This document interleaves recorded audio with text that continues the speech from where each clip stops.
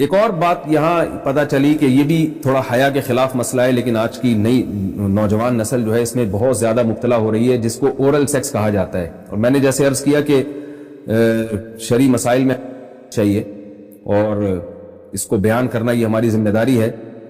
تو یہ چیز بھی انگریزی فلموں سے اور فحش فلموں سے ہماری نئی نسل میں بہت تیزی سے سرایت کر رہی ہے، اور لوگ اس بارے میں علماء سے بہت زیادہ مسائل پوچھتے ہیں، خواتین بھی پوچھتی ہیں جو اس میں مبتلا ہیں.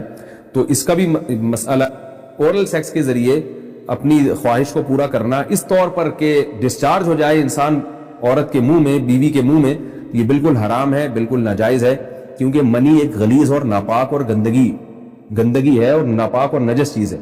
بعض حضرات یہ کہتے ہیں کہ منی پاک ہے، مگر یاد رکھیں منی کے پاک ہونے کے دلائل مضبوط نہیں ہیں، منی کے ناپاک ہونے کے دلائل بہت مضبوط ہیں. سب سے پہلی دلیل قرآن مجید میں آتا ہے الم نخلقکم من ماء مہین، ہم نے تمہیں غلیظ اور پلید پانی سے پیدا کیا ہے، ذلیل پانی سے پیدا کیا ہے. تو اس میں بھی اشارہ ہے کہ منی ناپاک چیز ہے. دوسری بات یہ کہ حدیث میں آتا ہے کہ کنت افرق المنی من ثوب رسول اللہ صلی اللہ علیہ وسلم ثم یصلی فیہ. حضرت عائشہ رضی اللہ تعالی عنہ فرماتی ہیں کہ رسول اللہ صلی اللہ علیہ وسلم کے کپڑوں پر اگر منی لگی ہوتی تھی، صحیح بخاری کی حدیث میں، اس کو کھرچ کے صاف کرتی تھی، پھر آپ صلی اللہ علیہ وسلم اس میں نماز پڑھا کرتے تھے. بعض حضرات نے یہاں سے استدلال کیا ہے کہ منی اگر ناپاک ہوتی تو حضرت عائشہ اس کو دھوتی، کھرچ کے صاف کرنا اس کی علامت ہے کہ منی پاک ہے. لیکن یہ بات غلط ہے. اگر منی پاک ہوتی تو حضرت عائشہ کو کھرچنے کی ضرورت نہیں تھی. بات یہ ہے کہ وہ نجاست جس کا ایک باقاعدی جسم ہوتا ہے اور وہ کھرچ کے جسم سے یا کپڑوں سے الگ ہو سکتی ہے، تو اس نجاست کو پاک کرنے کا طریقہ یہ ہے کہ اس کو کھرچ دیا جائے. ناپاک تھی تبھی تو حضرت عائشہ رضی اللہ تعالی عنہ اس کو باقاعدہ کھرچ رہی ہیں اور دور کر رہی ہیں. اور گیلی منی کو یہ ثابت ہے کہ حضرت عائشہ رضی اللہ تعالی عنہ آپ صلی اللہ علیہ وسلم کے کپڑوں سے دھویا کرتی تھی اور آپ صلی اللہ علیہ وسلم اس میں نماز پڑھا کرتے تھے. حضرت عمر رضی اللہ تعالی عنہ کے دور میں کسی شخص کو احتلام ہوا تو اس نے اپنے پورے جو ہے نا وہ کپڑے دھوئے، تو حضرت عمر نے اس کو منع کیا، فرمایا کہ اتنا کافی تھا کہ اس جگہ کو تم دھو لیتے. تو اس میں بھی حضرت عمر اس کو باقاعدہ دھونے کا حکم دے رہے ہیں. کسی بھی صحابی نے اعتراض نہیں کیا کہ یا امیر المومنین آپ ان کو دھونے کا حکم کیوں دے رہے ہیں، منی تو پاک ہے. تو منی کے جو ناپاک ہونے کے دلائل ہیں وہ بہت مضبوط ہیں. باقی اس کو جو کھرچنے کا حکم ہے وہ اس لیے کہ منی کے پاک جو اگر خشک ہو جائے تو وہ کھرچ کے بھی پاک ہو جاتی ہے، اس کو پھر دھونا ضروری نہیں ہوتا، پہلے سے ہی پاک ہے. ایک اور دلیل منی کے ناپاک ہونے کی یہ ہے کہ جو مدی ہے، ٹرانسپیرنٹ پانی جو مرد کے جسم سے نکلتا ہے، وہ اگر جسم سے نکل جائے تو وضو فرض ہو جاتا ہے، اور منی نکل جائے تو غسل فرض ہوتا ہے.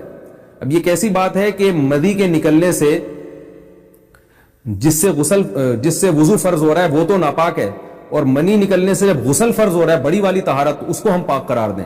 اس لیے امام ابو حنیفہ رحمہ اللہ تعالیٰ کا مذہب منی کے بارے میں کہ یہ نجاست غلیظہ ہے، اور امام مالک کا بھی یہی مذہب ہے. یہ مذہب بہت دلائل کے لحاظ سے قوی ہے.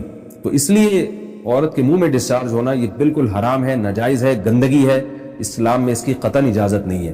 اور اگر ان ائمہ کا مذہب لیا جائے جو منی کو پاک سمجھتے ہیں، اس لیے میں یہ عرض کر رہا ہوں کہ بعض حضرات نے اس پہ فتویٰ دیا ہے کہ یہ چونکہ پاک ہے لہذا اگر یعنی کوئی شخص منہ میں بھی ڈسچارج ہو جائے تو یہ بھی جائز ہے. یہ 100% غلط فتویٰ ہے.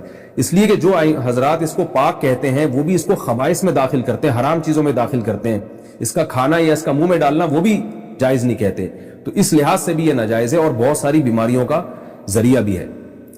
دوسرا مسئلہ یہ ہے کہ اگر کوئی ڈسچارج نہیں ہوتا اورل سیکس کے ذریعے تو اس کا شرعی حکم کیا ہے؟ تو اس کا حکم یہ ہے کہ یہ انتہائی سخت درجے کا مکروہ ہے، ناپسندیدہ عمل ہے.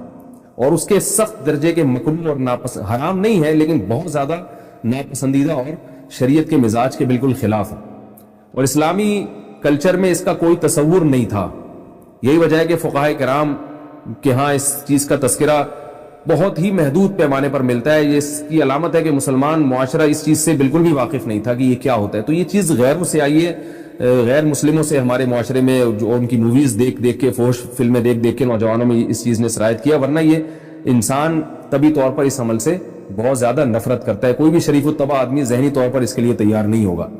تو میں پھر بھی یہ کہہ رہا ہوں کہ بہرحال علماء اس کو ناجائز اور حرام نہیں سمجھتے، اس لیے کہ میاں بیوی ایک دوسرے سے جس طرح سے چاہیں استمتاع کر سکتے ہیں، لیکن سخت ناپسندیدہ بہرحال ہے اور مکروہ چیز ہے اور اس قابل نہیں ہے کہ اس کی حوصلہ افزائی کی جائے.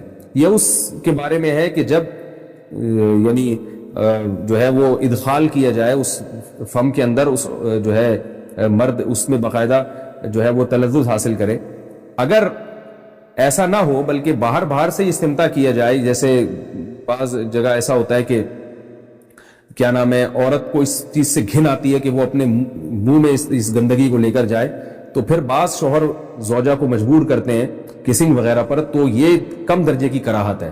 یعنی یہ بھی ناپسندیدہ تو ہے مگر یہ اس درجے کا مکروہ, اس درجے کا ناپسندیدہ نہیں ہے. دوسری بات یہ کہ یہ جو میں نے پوری ڈیٹیل بیان کی ہے یہ اس صورت میں ہے اس کے مکروہ اور ناپسندیدہ ہونا کہ عورت اس کے لیے ذہنی طور پر آمادہ ہو.